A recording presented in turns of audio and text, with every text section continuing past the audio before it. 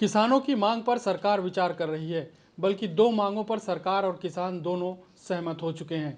अब दो मांगे शेष हैं जिनमें सुई अटकेगी, वह कृषि बिल वापस लेने की मांग है। एमएसपी पर भी सहमति बन सकती है।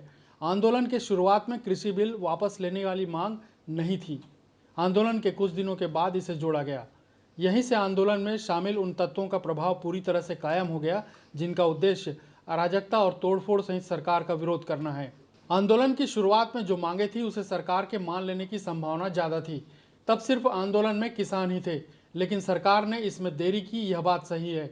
कृषि बिल वापस करने की मांग जब जोड़ी गई, तभी से आंदोलन के लिए फंडिंग की शुरुआत हो गई। अब किसानों का आंदोलन पूरी तरह से उन दलालों और चंद विपक्षी दलों के हाथों पहुंच चुका है और किसान नेता भी इनकी बातें मानकर आगे बढ़ रहे हैं। पहली बैठक में किसान सरकार की व्यवस्था का भोजन नहीं करने और गुरुद्वारा से लंगर लाने की बात सामने आई। यह सब उन्हीं दलालों की करतूत थी जिन्होंने इस आंदोलन को फंडिंग की है।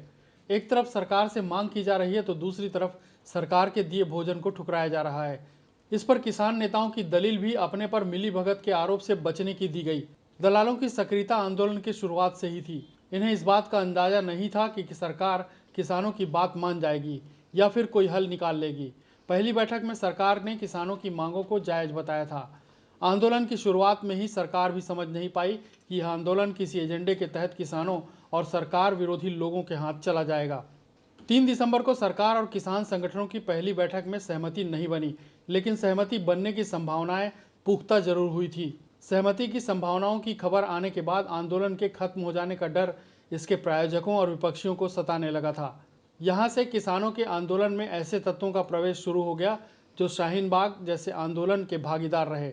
अब मांगे बदल गई। कृषि बिल को वापस लेने की मांग सामने आई है और साथ ही उन लोगों के पोस्टर भी सामने आए हैं जो देश विरोधी गतिविधियों के चलते जेल के भीतर हैं, जिन्हें छुड़ाने के नारे आंदोलन में गूंजने लगे और पोस्टर भी आंदोलनकारियों के हाथों में नजर आए।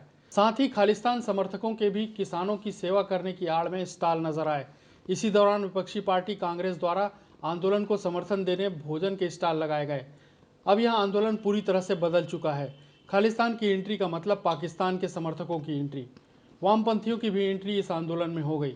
वामपंथियों की एंट्री का मतलब चीन की भी एंट्री इस आंदोलन में हो गई। इस बीच बैठक के कई दौर हो चुके थे। चीन के सामानों का बहिष्कार गलवान घाटी की झड़प के बाद देश की जनता करने लगी थी। इससे चीन को सबसे ज्यादा नुकसान होने लगा था। रिलायंस के जियो मोबाइल के टावर को तोड़े जाने का चीन से गहरा संबंध नजर आ रहा है। पंजाब में जियो के टावर निशाने पर अचानक आ गए। वजह किसी को समझ में नहीं आई। जियो के 1500 के लगभग मोबाइल टावरों को बेकार कर दिया गया। उसके वायर काट लिए गए, बैटरियां निकाल ली गई, बिजली के कनेक्शन काट दिए गए।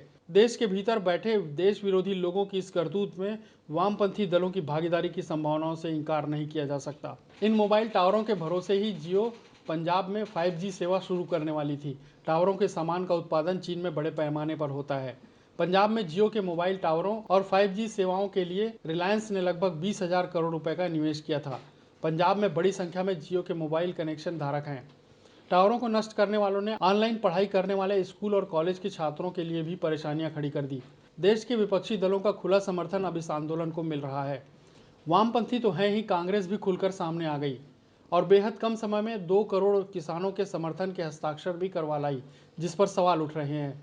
राहुल गांधी किसानों को आंदोलन जारी रखने की पुड़िया देकर विदेश निकल गए। इसके बाद आम आदमी पार्टी ने खुला समर्थन दे दिया।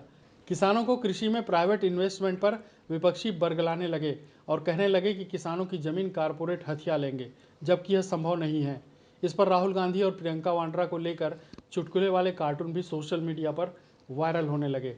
शुरुआत में तो किसान नेता इन मामलों में कुछ कहने से बचते रहे, लेकिन धीरे धीरे इनके खिलाफ किसान नेताओं के बयान आने लगे। इस बीच एक वीडियो वायरल होने लगा जिसमें एक किसान ने बताया कि कैसे इस आंदोलन की फंडिंग हो रही है और किन लोगों ने कितना पैसा इस आंदोलन के लिए दिया है। ये धरना खत्म क्यों नहीं हो रहा? तो मुझे एक दोस्त की बात ध्यान आई।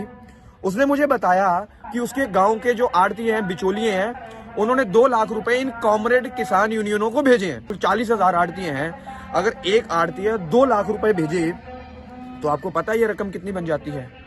8 लाख करोड़ रुपए। इस किसान ने बताया कि पंजाब के 40,000 के लगभग मंडी दलालों ने 2-2 लाख रुपए का चंदा दिया है, क्योंकि कृषि बिल से सबसे ज्यादा या बुरी तरह से नुकसान इन्हीं लोगों को होने वाला है। जियो के मोबाइल टावरों को तोड़ने का क्रम अभी भी जारी है। यह समझ से परे है कि आखिर इस आंदोलन में रिलायंस की कोई भूमिका नहीं है और न ही किसानों की मांगें जियो के मोबाइल टावरों से संबंधित हैं। फिर भी जियो को आंदोलन की आड़ में नुकसान क्यों पहुंचाया जा रहा है? आम आदमी पार्टी सिंधु बॉर्डर पर किसानों के लिए मुफ्त वाईफाई सेवा उपलब्ध करवा रही है। ऐसे कई कार्य इस आंदोलन में हो चुके हैं या हो रहे हैं जो किसानों को बदनाम कर रहे हैं। आम लोग भी कहने लगे हैं कि किसानों के आंदोलन का अपहरण हो चुका है।